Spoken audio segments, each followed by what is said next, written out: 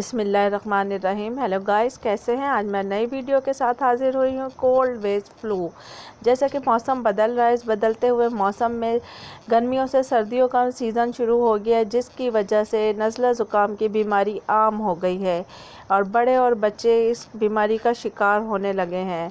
इस मौसम में ये वायरस बहुत तेज़ी से फैलता है, जिसकी वजह से बहुत से लोग बीमार पड़ जाते हैं। तो आज मैं गाइस आपके साथ कुछ ऐसे सिरप शेयर कर रही हूँ जो कि पिलाने से आपके बच्चे नज़ला ज़ुकाम की बीमारी से सेहतयाब हो जाएंगे। लेकिन जो सिरप मैं आपके साथ शेयर कर रही हूँ वो सिरप 1 चम्मच सुबह और 1 चम्मच शाम पीने हैं।